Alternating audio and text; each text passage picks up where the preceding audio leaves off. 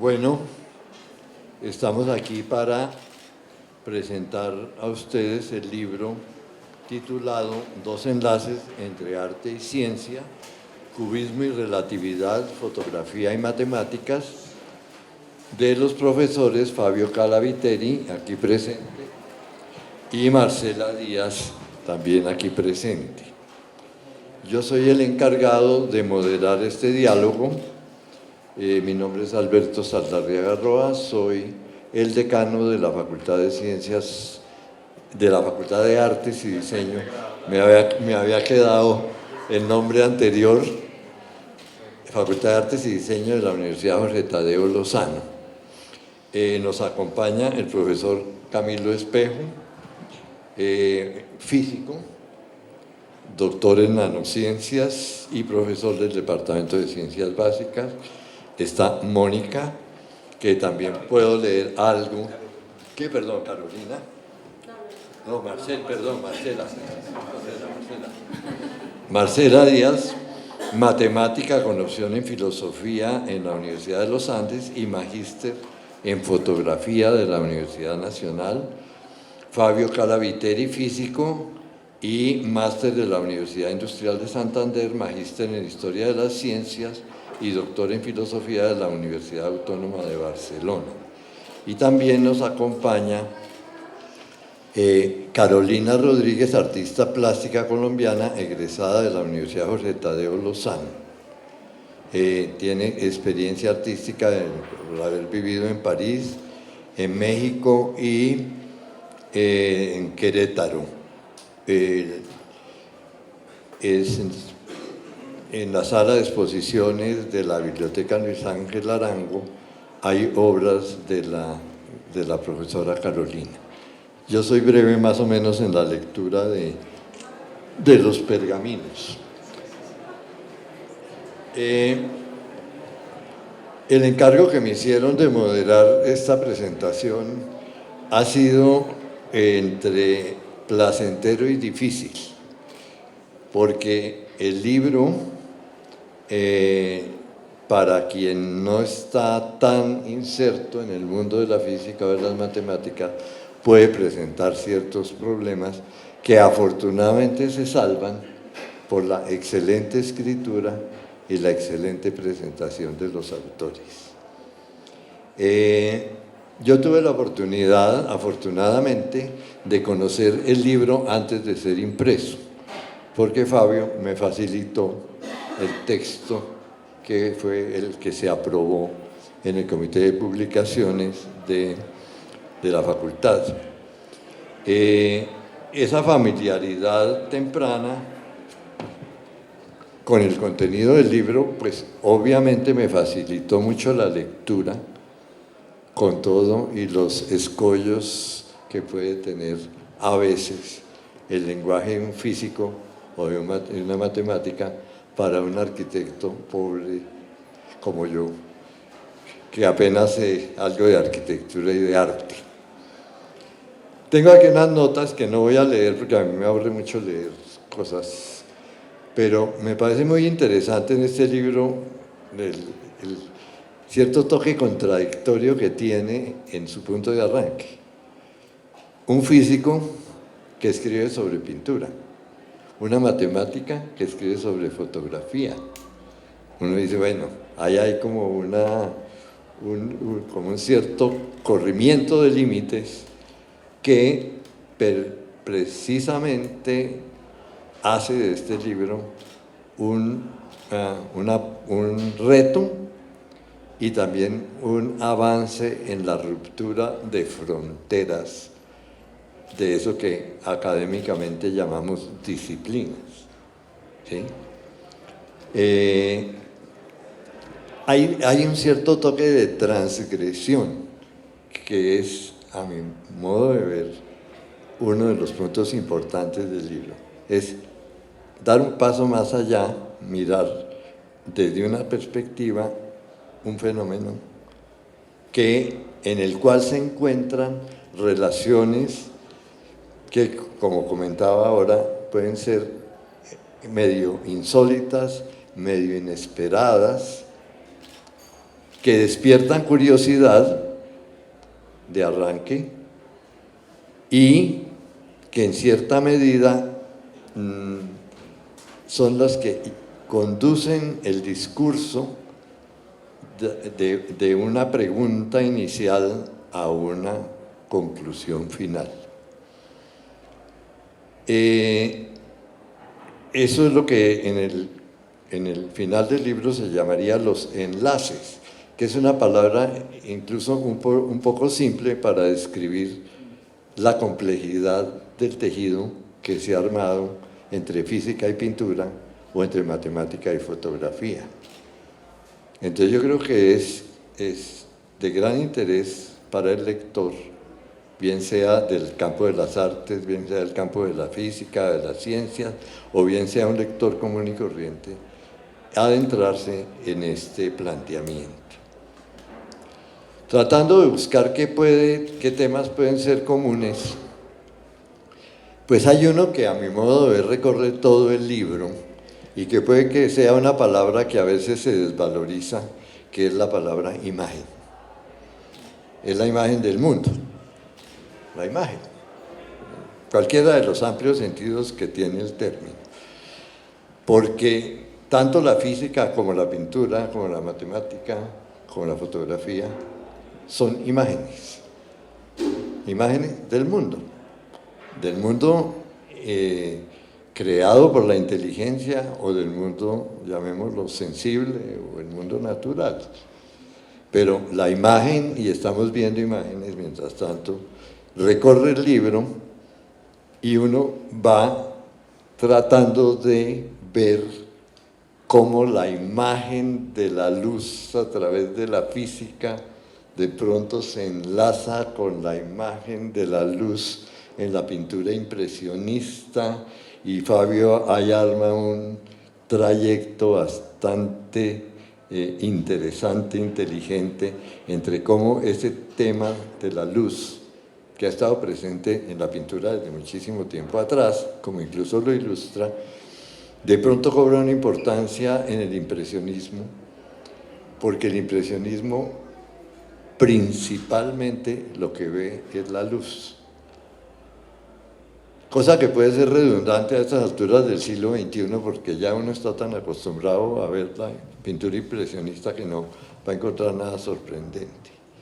Pero el interesante giro que va a dar Fabio es cómo eso lleva al cubismo, en que entran otras palabras como el espacio, el tiempo y el movimiento. Entonces, esa lectura lo va llevando a uno a través de un discurso, como dije, muy bien escrito, a llegar a entender el cubismo casi como un reflejo, pero un reflejo que puede ser accidental de la relatividad einsteiniana. Y eso es lo interesante, que es un reflejo que al ponerse presente en el libro, a uno comienza a parecerle evidente. Aunque no haya un soporte de esos que se usan ahora tanto como los indicadores y los resultados y todas esas cosas. Y Marcela, por su parte, hace un recorrido análogo entre la matemática, incluida la geometría, y la fotografía con su relación posible o imaginaria o supuesta con el mundo de lo real. Y ahí hay unos ejercicios, incluso en algún momento pensé en leer párrafos, de cómo un teorema matemático y una fotografía tienen ciertas analogías que obviamente para uno no son evidentes si no es la autora la que las evidencia. Entonces, sin entrar en mucho detalle, porque es que el libro tiene mucho contenido, pues solamente quiero como despertar la idea de qué podemos hablar sobre este libro, porque hay tanto tema que podemos amanecernos acá. De pronto me interesaría leer algo del final del libro para dar el paso al diálogo, que son conclusiones interesantes, o ni siquiera es al final, es al comienzo, es el primer párrafo del libro, que dice: son muchos los vínculos que pueden establecerse entre ciencia y arte. En este libro se exploran dos. El primero traza un itinerario que amarra el movimiento plástico del cubismo a la teoría especial de la relatividad. El segundo enlaza a nivel epistemológico la fotografía a las matemáticas. De una manera tan sumamente sencilla se plantean dos problemas gruesos. Entonces, siguiendo, dice: en el primero de los dos ensayos que componen este libro, mostramos que el problema de la luz y el movimiento condujo, por una parte, de la reflexión abierta por el impresionismo a la solución geométrica del cubismo. Por otra, de la aparente incongruencia abierta por el electromagnetismo a la solución geométrica de la relatividad especial. Dicho de otro modo, al perseguir la luz para entender su naturaleza, la ciencia y el arte cambiaron la geometría del mundo. En el segundo ensayo nos preguntamos si, por un lado, los números, las matemáticas en general, están en la mente o en las cosas del mundo, y si, por otro, las imágenes fotográficas nacen en la mente o en las cosas del mundo.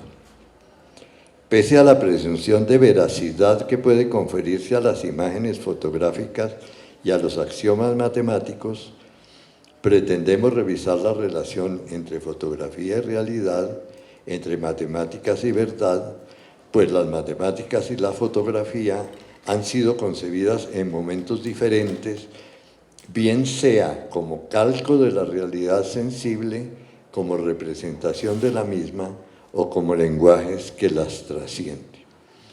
Creo que no hay mejor lectura de este libro que la contenida en este prefacio. Entonces me gustaría, si quieren, hacemos una ronda de... Gracias, Alberto. Pues yo había planeado ya un poco el conversatorio y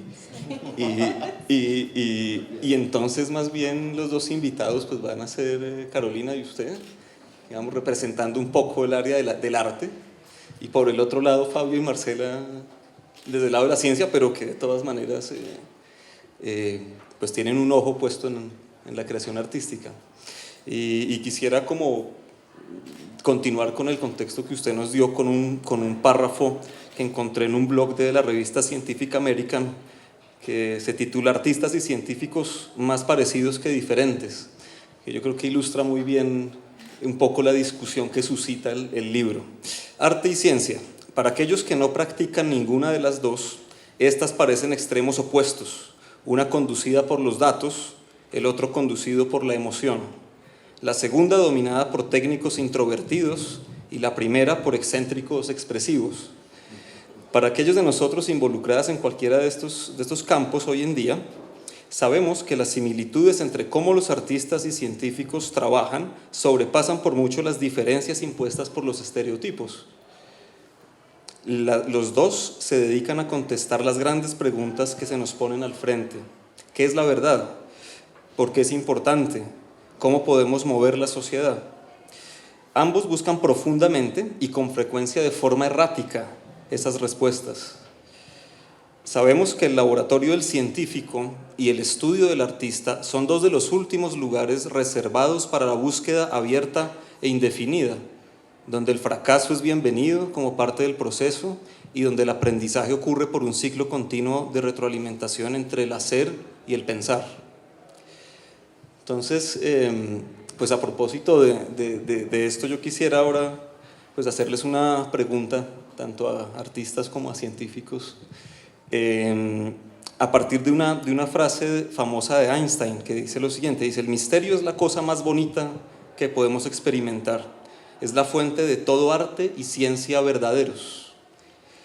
Es una frase de Einstein. Yo quisiera pues, suscitar el diálogo preguntándoles directamente por eso, por el misterio, en su quehacer científico o artístico o expresivo. Me parece que son los más indicados para...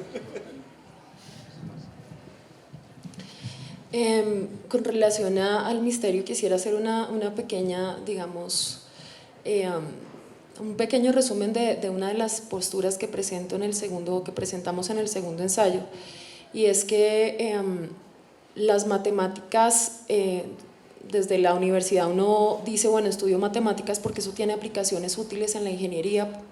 Se supone que quien hace un pregrado en ingeniería estudia matemáticas porque después va a construir algo pero hay una tercera postura, eso sería la segunda del ensayo, que es la matemática con una aplicación útil en el mundo, y la tercera se refiere a la matemática como una postura que es más estética, algo que está en la mente del matemático y que ya no le interesa mucho que tenga, digamos, una conexión con el mundo, sino que es digamos, está tan adelante en la reflexión que lo que interesa es el placer estético de crear en la matemática.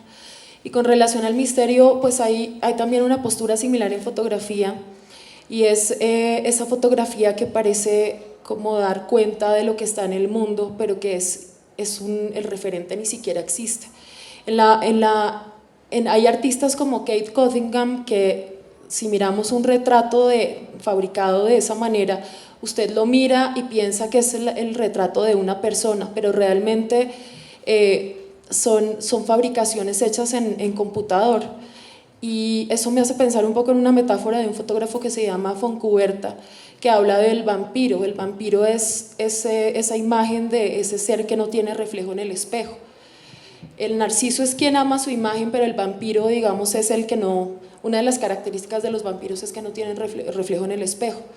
Y digamos que en fotografía el misterio para mí se da también en que a veces uno puede estar mirando a una persona que va a retratar y puede decir, está contenta, está animada, pero luego el retrato devela cierta melancolía o cierto gesto que no devela, digamos, el mirar directamente a una persona. Hay algo en el retrato que puede develar un misterio del alma de la persona, un poco como hablando del misterio. Entonces, pues creo que quería abrir la conversación en fotografía y matemáticas por ese lado. Redondeo la idea de matemáticas. Pienso que la matemática, cuando trata de evadirse o irse del mundo, no para describirlo, no para hacer una carretera, sino es como algo que es un constructo cada vez más estético y que uno no sabe para dónde va a ir, que no tiene una consonancia con el mundo. Entonces, pues, ahora Fabio. A mí se me olvidó la pregunta, pero entiendo que tenía que ver con una frase de Einstein, y como casi todas las frases de Einstein, supongo yo que el misterio yo lo veo asociado en este caso a una enorme ingenuidad, y es como la ingenuidad de los principios estéticos asociados casi al juego de los niños. Y en cierto sentido este libro yo lo veo así, como, es decir, hay una asociación que uno podría llamar como un juego o un divertimento que se produce al nivel de las ideas. Digamos, está desprovisto de la técnica académica, de las largas citaciones y las evidencias o los datos y demás.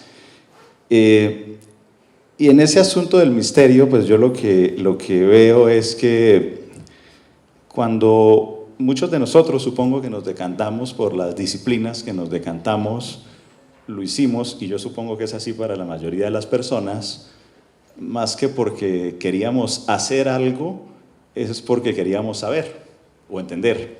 O yo hablo, digamos, desde mi experiencia personal. Uno quiere entender el mundo, entender una dimensión del mundo, una dimensión de la vida, o algo sobre cómo operan ciertos procesos o incluso los fenómenos. Y esto es común a la ciencia y el arte. Digamos, esa especie de ingenuidad asociada a la necesidad de entender, un poco desprovista, digamos, de la vocación pragmática que pesa como una losa para muchos de nosotros digamos, en la vida de todos los días, pero no en la vida de la ingenuidad y el misterio que en cierto sentido, pues cuando uno lee las frases de Einstein, casi todas son así, son, digamos, de una enorme ingenuidad casi infantil, que amarra a la ciencia casi a un placer estético, y a todos nos encantaría ver la ciencia así, pero por lo menos creo que en el impulso original que nos llevó a decantarnos por esa vocación, lo vimos de esa manera. Entonces yo de alguna manera asocio el misterio un poco a la ingenuidad de lo no revelado, o por lo menos desprovista de la costumbre de lo que ya por la regularidad de todos los días, las costumbres y etcétera, aprendemos a creer que es como es y así será para siempre. Entonces el misterio es antes de que todas las regularidades aparezcan un poco definidas. Entonces pensamos que podemos descubrir y ver la vida misteriosa y bonita y cargada como de ese color. Como por terminar con la palabra color, que puede ser oportuna en este caso. Listo. Bueno, digamos como que desde el arte hay una perspectiva muy grande de los artistas. Yo voy a hablar a nivel personal.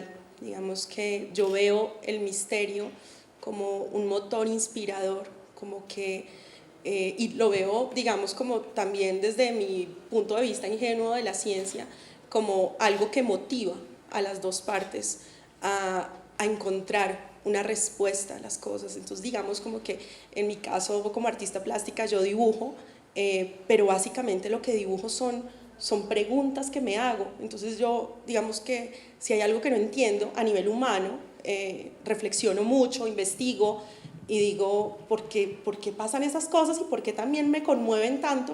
Y cuando las dibujo entiendo. Entonces es una forma como de expresar, pero es ese misterio el que siempre está como impulsando al artista a hacer obra, ¿no? Ya sea para provocar cualquier tipo de sensación, ¿no? Hasta asco puede provocar en los demás, pero digamos que siempre es como motivador, siempre es como esas preguntas que uno se hace a nivel interno, muy profundo, para poder como resolver la existencia, que creo que tiene que ver mucho también con la ciencia, aunque lo resolvemos de manera diferente. Nosotros los artistas lo resolvemos de manera plástica, visual, y bueno, ustedes tienen sus maneras también, que no me atrevo a utilizar términos porque después utilizo los que no son. Pero bueno, básicamente para mí eso es como el misterio. Bueno, ahí la palabra misterio es misteriosa, perdón la redundancia, pero es que hay una serie de relaciones que genera la palabra misterio, y una es desentrañar. En las novelas de misterio generalmente se desentraña, y el desentrañar es ya otra palabra que ya dijo Fabio, que es descubrir, que es correr lo que cubre, ¿sí? Uno ve una tela, no sabe qué hay allá, descubrir es correr la tela para ver lo que está cubierto. Y me parece que este libro, en ese sentido, es clarísimamente relacionado con ese fenómeno de desentrañar, de descubrir, pero no, como ya se dijo, en los métodos y técnicas tradicionales de pesos y medidas, de demostraciones y comprobaciones, sino más bien al contrario, en suposiciones, en afirmaciones arriesgadas, en analogías imprevistas, que es, para mí, en ese sentido es que este libro desentraña unas relaciones que antes no han sido planteadas. Pero en lo que tú le dices hay una cosa muy interesante, que es esa polémica medio tonta entre arte y ciencia. Hace poco estaba leyendo un libro muy interesante de un autor hindú que vive en Estados Unidos, que se llama Fareed Zakaria, que se llama En defensa de una educación liberal. Es un libro sumamente interesante y es como un recorrido por la historia de la universidad, ¿sí? A través del tiempo, y se concentra mucho en las universidades norteamericanas, que son pues su territorio, donde ha sido profesor, etc. Y él mismo dice, esa discusión de arte y ciencia es demasiado nueva. esa polaridad de ciencia es demasiado nueva, eso nunca existía. Entonces, es una polaridad más esquematizante que vinculante. ¿Sí? Usted es científico, yo soy artista, usted no me toque, yo no me toco, nuestras fronteras no se cruzan, el límite está perfecto, aquí comienza, de aquí para allá comienza la ciencia y de aquí para acá comienza el arte. Yo dirigí la maestría en Historia y Teoría del Arte y la Arquitectura en la Nacional por varios años, y una de las características que teníamos en esa maestría era invitar gente, físicos, científicos, artistas, escritores, pintores, a que hablaran. Y un día invitamos a Paul Bromberg, que fue muy importante, ha sido muy importante en la historia de la universidad y es científico. Y le preguntamos, Paul, díganos qué es la ciencia. Y él dijo, lo que hacen los científicos. Por consiguiente, arte es lo que hacen los artistas, arquitectura es lo que hacen los arquitectos, y con una respuesta tan simple que provocó una discusión interesantísima, ¿no? Que es el problema de las definiciones, de las delimitaciones, de las demarcaciones, de las fronteras, que en esa pequeña nota que escribí, que afortunadamente aquí se desdibujan como se desdibujó la pintura, como señala Fabio, cuando las formas pierden sus límites, ¿no? Que es uno de los puntos. Sí, precisamente como ahorita que lo dices, en el libro justamente tocan como ese tema en el que se juntan las dos, y es como en el misterio de los impresionistas, cuando empiezan a pintar a manchitas y se dan cuenta que si ponen una mancha azul al lado de una mancha roja, el ojo va a combinar los dos colores y va a quedar morado, y cómo funciona todo este tipo de cosas con el tiempo, con el espacio, con la quietud, con el movimiento. Y eso da cabida a que los científicos empiecen a pensar cómo está funcionando el ojo humano, la mente, cómo mezcla los colores, que ya se vuelve un término científico y unos temas de la ciencia que el arte no tiene nada que ver. Tal vez fue como respuestas a estos impresionistas, pero la resuelven de otro modo los científicos. Entonces, no sé si... De pronto van a pasar la imagen de ejemplo, este cuadro, que es, Fabio, tiene la palabra. Bueno, No, ya pasó, pero este cuadro... quedó la impresión visual. Quedó la impresión del cuadro que se llama Impresión o Sol Naciente, que es un amanecer que pinta Monet en su, como yo lo digo ahí, pues en el deseo incesante por capturar el instante y sobre todo la luz. Entonces, esto me obliga un poco a hablar de lo que es el ensayo pues que escribimos, pero en el que nace de una idea mía, pero no creo que sea ni siquiera original, porque esto debe haber aparecido en algún otro lugar. O sea, lo que hizo en ese momento Monet de intentar perseguir la luz para capturarla y fijarla, pues de alguna manera es liberar y entender que los objetos son algo más que la materia, sus contornos y cómo eran vistos desde la convención clásica, y probablemente los objetos estén hechos de algo más que es la luz, y de pronto la luz es más importante, y esto nos obliga a pensar que en el mundo las cosas tenemos que verlas invirtiendo, digamos, la ontología, dirían los filósofos, ¿cierto? Invirtiendo qué es lo que tiene más peso de la realidad en el mundo. Eso es una cosa muy interesante desde el punto de vista de la reflexión estética, pero que simultáneamente, exactamente al mismo tiempo en que esto está sucediendo en pintura, está sucediendo en la física. Porque en la física el problema fundamental del final del siglo XIX fue el problema técnicamente conocido como el de la electrodinámica de los cuerpos en movimiento, dicho de otra manera, el problema de perseguir la luz. ¿Cómo hacemos para alcanzar la luz? ¿Cómo sabemos si la luz viaja a qué velocidad y con respecto a qué? Es el problema del electromagnetismo y la fugacidad de la luz y la dificultad para capturar el instante y fijar la luz. Ese era el problema de la física. Y ese problema va a obligar a pensar muy bien qué es el espacio, qué es el tiempo, a partir de una pregunta sencilla: ¿qué es la simultaneidad?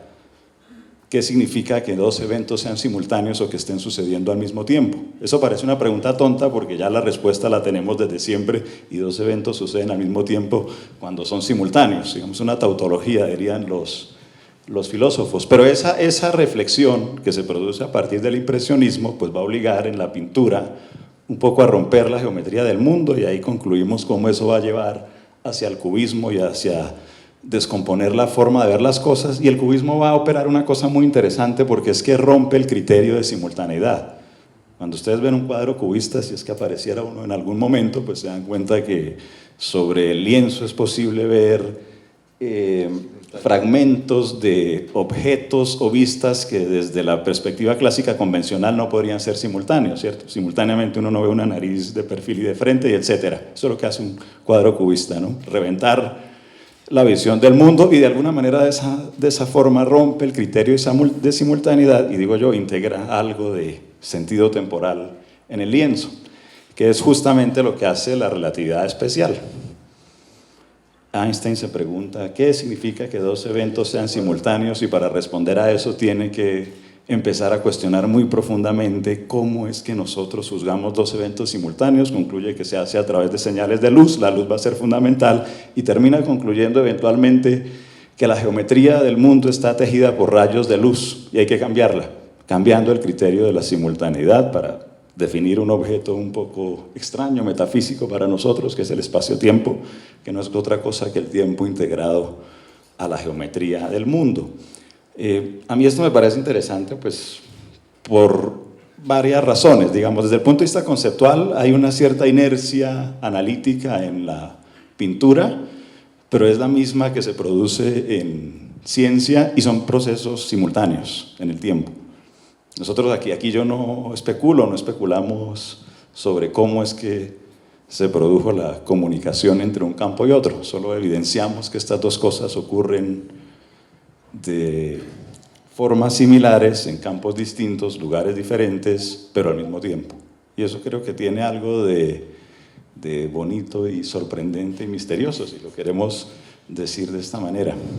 Pero que hay que devolverle el micrófono al que preguntó por el misterio para que nos diga algo sobre el misterio.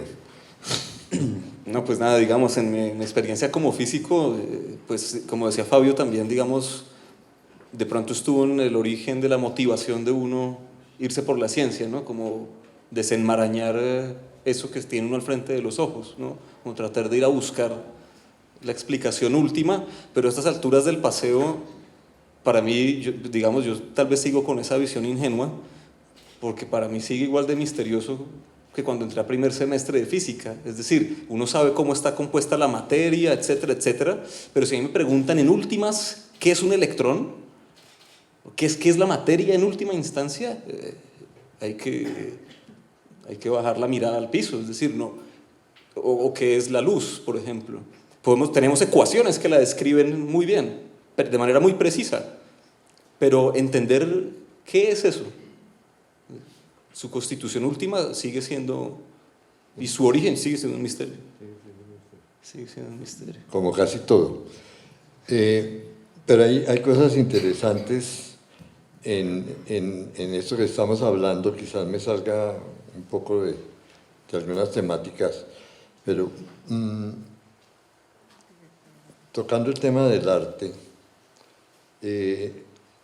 cuando uno ve las expresiones más primitivas que después pasaron a denominarse arte, son tan sumamente complejas porque están en cierta medida tratando de desentrañar misterios. Hay dos grandes misterios, creo yo, que son quiénes somos y en dónde estamos. Y eso nadie lo puede responder. Pues nadie en sus 5 sentidos, de pronto con una ginebra de más o con una neurona de menos, puede. Pero son las dos preguntas. Yo en algún librito que escribí hace unos años decía que cuando uno ve una noche estrellada, no sabe explicarla. ¿Sí? En Bogotá no vemos noches estrelladas pues porque obviamente no hay luz. Pero cuando uno sale y ve realmente el impacto de una noche totalmente estrellada, uno dice, esta pregunta no tiene respuesta. Aunque pues supongo yo que hay docenas de textos que explican por qué la noche estrellada, qué se ve en la noche estrellada y cuántas galaxias uno no ve, ¿no? Pero tiene que creer que existe. Entonces, eso es los grandes misterios, ¿sí? Esos son los grandes, los de verdad. Los demás son misterios chiquiticos, son como pequeñas novelitas. Bueno, para continuar y en relación, digamos, con lo que ya discutimos, quisiera ahora mencionar otras dos citas que dejan ver que tanto científicos como artistas reconocen que la manera de abordar los problemas, la manera de aproximarse al conocimiento en una o en otra área están presentes en los niños, en el pensamiento, digamos, muy tal vez primitivo. Y por ejemplo, hay una frase de Neil deGrasse Tyson en una charla con unos niños justamente, y él en respuesta a una niña le dice: la gran cosa de ser científico es que nunca tendrás que crecer, ¿no? Y por otro lado hay una frase de Picasso que dice lo siguiente, dice: me tomó 4 años pintar como Rafael, pero toda una vida para pintar como un niño. Entonces, pues quisiera que, pues no sé, que reflexionáramos un poco al respecto de eso, porque tal vez yendo hacia atrás en el tiempo, digamos personal, y el desarrollo de la mente y de las habilidades cognitivas, pues tal vez ahí también encontramos un vínculo ciencia y arte.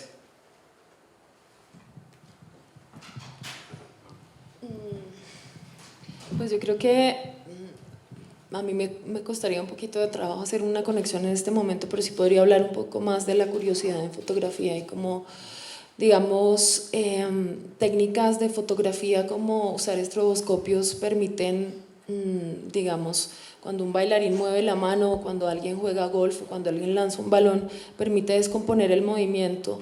La fotografía también permite ver, como decir, bueno, uno dice, esta hoja, ¿qué textura tendrá? Si yo pudiera acercarla, la microfotografía, digamos, permite ver texturas de las flores, de los pétalos, de las células, y digamos que a nivel de las matemáticas, más que cosas sorprendentes, cuando yo escuché por primera vez que había infinitos más grandes que otros, más que querer pensar que biyección no funciona así o pensaba, yo sentí una curiosidad un poco infantil, porque podemos decir que hay infinitos más grandes que otros, que es una de las cosas que está en el ensayo también, y eso digamos que es algo que genera mucha curiosidad, más que ganas como de ser racional.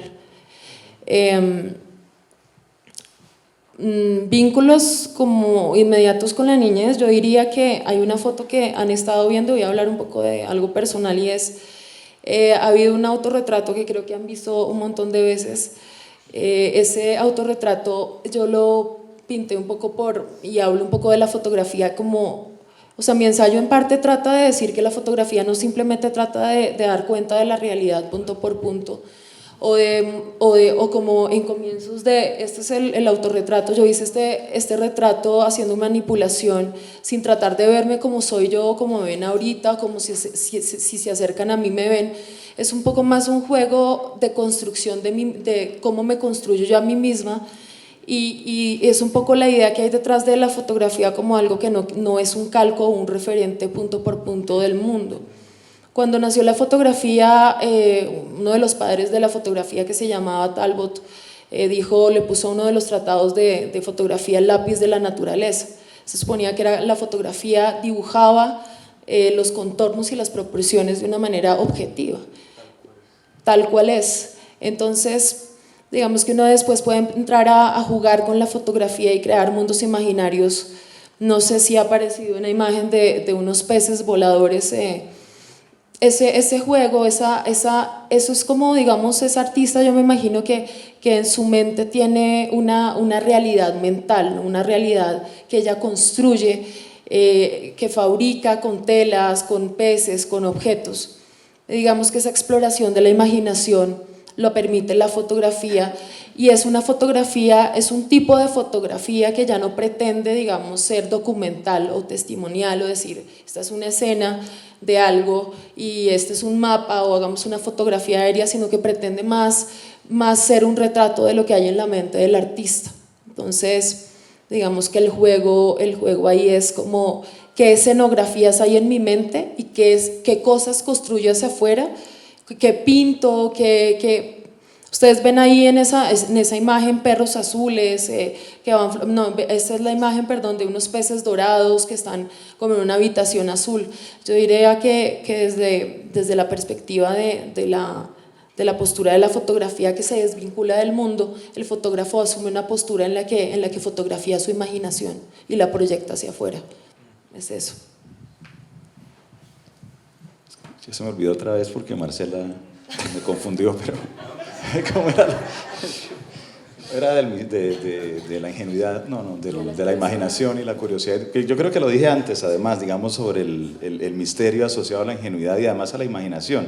Yo tengo la impresión de que la imaginación científica o artística, por decirlo de algún modo, adulta, es sumamente sofisticada, es sumamente compleja. Y es tan difícil como el olvido. O sea, en cierto sentido, los buenos científicos y los buenos artistas se caracterizan de alguna manera por lograr formas de expresión y para crear universos posibles y ampliar la frontera de los horizontes o de la forma en que vemos el mundo, porque llegan a tener una imaginación que de alguna manera, diríamos, los retrotrae a la infancia, pero es sumamente sofisticada. Y es tan difícil como el olvido. O sea, es tan difícil como desaprender, digamos, la técnica instrumental del oficio para lograr que esas formas expresivas de algún modo lleguen a ser lo suficientemente imaginativas como para que tengan algún valor interesante en la cultura. Porque la imaginación adulta de otro modo es una pendejada. O sea, perdón la expresión, digamos, es como yo veo las cosas, ¿cierto? De otra moda, pues, o sea, cualquiera se emborracha o cualquiera empieza a fantasear y demás, pero la imaginación, en el sentido de construir mundos posibles que tengan la opción de generar alguna forma interesante de ver el mundo o de permitirnos imaginar hasta dónde puede llegar el ser humano, por ejemplo, pues es una cosa sumamente sofisticada. ¿Sí? Cuando Einstein, por ejemplo, enunció sus ecuaciones de campo, pues no podía prever todo lo que allí estaba dicho. Ahí estaba contenida toda la cosmología contemporánea, la idea de agujeros negros, la idea de incluso viajes en el espacio, cuestiones como el espacio-tiempo, que ni siquiera en sus sueños infantiles más obtusos, si los dijéramos de alguna manera, se hubieran podido proyectar. Entonces es una cosa sumamente sofisticada, digo yo, y de una complejidad creciente que creo que todos celebramos cuando tenemos la ocasión de poder pues, ver o leer o disfrutar de algún modo, ¿no? Yo diría que son como los legados de la cultura, de la imaginación de las personas que a través del arte y la ciencia pues, han podido proyectar esas formas de ver, entender o asomarse al mundo. ¿Quieres hablar? Bueno, no, yo quiero solamente hacer un comentario de esas polaridades, de que la creatividad es solo propiedad del mundo del arte y la racionalidad es exclusiva del mundo de la ciencia. Y eso lo hemos discutido muchísimas veces, a veces con cierta beligerancia para que se reconozcan que esas diferencias son polaridades que son en cierto modo tontas. Pero hay un tema que planteaste tú, que está por ahí y que de pronto tú nos complementas, que es el tema como de lo ingenuo. Ingenuidad y curiosidad son como dos características del niño, ¿sí? Pero ingenuidad, ingenuidad y curiosidad son características de un espíritu inquisitivo, en cualquier campo, ¿sí? En cualquier campo. Si uno deja de ser ingenuo, pues me parece que pierde una buena parte de su ser, de su capacidad. Y si deja de ser inquisitivo, pues de pronto lo nombra ministro o algo así, ¿no? Posible. Es posible. Bueno, a mí yo pues tengo dos reflexiones al respecto. Uno, pienso es como en esa triste realidad del adulto de siempre querer definir las cosas. Entonces ahí está como lo que se venía hablando antes, de que tú eres artista, tú eres científico, y un niño no tiene esas limitaciones, ¿no? Un niño un día es bombero, al día siguiente es médico, al día siguiente es payaso, barrendero, científico, loco, de todo, ¿sí? Entonces digamos que esas limitaciones se las debemos al adulto, ¿no? No las debemos a nosotros mismos. Y es ahí cuando empezamos a perder justamente también comunicación, ¿sí? Y se hacen barreras entre las profesiones, entre en el quehacer cotidiano. Eso es, digamos, como la primera reflexión que tengo al respecto. Y la segunda, pues, digamos, como a nivel como de artista plástica, ya muy personal, mi búsqueda justamente ha sido como la infancia, ¿no? Entonces, desde mis trazos son muy infantiles, que tanto que si alguien ve de reflejo mi obra piensa que la hizo un niño, hasta cuando la voltean y la ven, ah, no, sí sabe dibujar, ¿sí? Que han dicho ese tipo de cosas, cuando justamente he sido yo la que he aprendido de los niños. Y a la vez, no solo he aprendido como a nivel de técnica, sino aprender a deslimitarme, ¿no? Que es una cosa súper difícil, y también aprender de ese misterio de los niños, y también lo misterioso que nos volvemos los adultos escondiendo a ese niño que todos tenemos dentro. Entonces digamos como que esa es como mi visión al respecto. Quisiera plantearles una pregunta porque tengo curiosidad acerca de algo y quisiera saber si ustedes han visto, han pasado varias veces la imagen de tres jóvenes y no sé si la habrán detallado. Te iba a hacer una pregunta sobre Entonces yo le voy a lanzar una pregunta al público y es, quisiera si una, dos o tres personas desde el puesto me cuentan qué ven en esa imagen y qué es para ustedes esa imagen de, bueno, ya dije que eran tres jóvenes, pero ustedes qué ven en esa imagen, porque después les cuento por qué les estoy lanzando esa pregunta. Cualquier cosa, desde lo descriptivo o qué les produce o quién me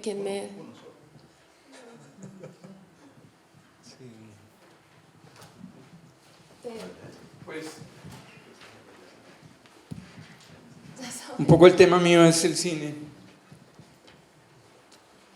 y a mí me llama mucho la atención esa imagen porque es muy difícil, digamos, yo hay veces asocio las figuras geométricas con la composición cinematográfica. Entonces hay composición cinematográfica que forma un círculo y desde 1930 por allá con los directores rusos, ellos plantearon la asociación de la composición con la figura geométrica. Y una de las figuras geométricas más difíciles de conseguir en una realización cinematográfica es el triángulo.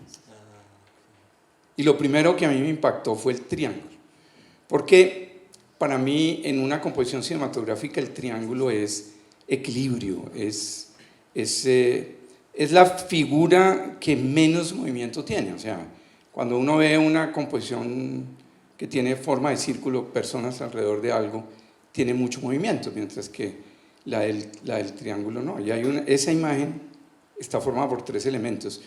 Pero hay una película que se llama 21 gramos que comienza con una composición triangular de dos personas, ¿no? Y es fantástica la forma como ese triángulo como ese triángulo le da como equilibrio, como algo que es estable. Y eso me impactó mucho de la figura. La idea de preguntar eso es porque esta fotografía no es una fotografía de tres personas, ellos no existen Ellos no, o sea, la última postura del ensayo y algo que me movió y nos movió a escribir y a cerrar el segundo ensayo es que es la pérdida del referente real. Las matemáticas, quiero cerrar, a veces están hechas solo por la pura estética y eso ya lo había dicho, pero lo quiero redondear, y es la pérdida del deseo de conectarse con la realidad útilmente. Esto es una cosa hecha por puros píxeles, es código binario, son unos y ceros. Es un artista que dibuja en cera, que hace, digamos, manipulación digital, pero ellos no existen. Pero dan más cuenta de la realidad, o sea, esta imagen se ha proyectado en lugares y ellos dicen, ese es el típico joven americano. Entonces da más cuenta de la realidad, del ideal americano del joven, pero nunca existieron, ellos no existen, ellos no son reales, ellos son pura manipulación digital, es la inmaterialidad de la fotografía. Entonces es una desvinculación total, pasar de hacer escenografías muy construidas que uno no puede salir a la calle y ver, y pasar a una creación puramente digital de computador cerrada y que solo está en la mente de él. No estamos fotografiando nada, eso no existe, no está en el mundo. Entonces, pues no sé si ustedes se dieron cuenta y les pareció que había algo raro en esa postura y en esos rostros, pero no existen. Eso era lo que quería preguntarles, por curiosidad. No, yo creí que era el mismo niño en 3 fotos distintas que la fotógrafa, que la autora compuso. ¿Sí? Pero lo que no sabía era que los niños no existían. Voy a hacer otra digresión hablando de todo esto del misterio y el descubrimiento. No sé qué tan posible haya sido ver una película de Michelangelo Antonioni que se llama Blow Up. Bueno, esa es de mi generación, ahora pues... Es una película basada en un cuento de Cortázar que es sumamente interesante. Un fotógrafo londinense va caminando por un parque, toma una foto, casual, ve una pareja que está como escondiéndose entre unos arbustos, despierta la curiosidad y toma una foto. Y el blow up es lo que pasa cuando él aumenta la foto, que al ir aumentando van apareciendo cosas que él ni se sospechaba. Incluso llega a percibir la existencia de un cuerpo caído en el suelo y él presume que ha habido un asesinato. Y a raíz de eso se desencadena toda una larga elucubración casi existencial muy típica de Antonioni sobre esta relación con la realidad. Porque el mismo fotógrafo se va transformando a sí mismo a través de lo que va descubriendo. Y la escena final, que es maravillosa, son unos mimos que simulan unas realidades que no existen. Una película fantástica. Si la pueden ver, búsquenla porque es un hito en la historia del cine de los años 60, 70.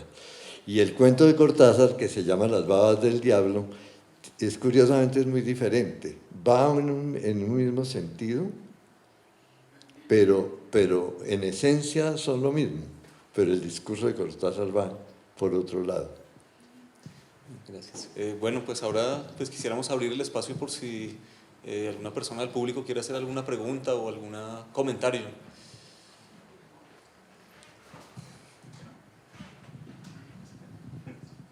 En caso contrario, los invitamos a disfrutar la noche bogotana. Un buen trancón, muchas gracias. felices noches. Muchas gracias. Y muchas gracias.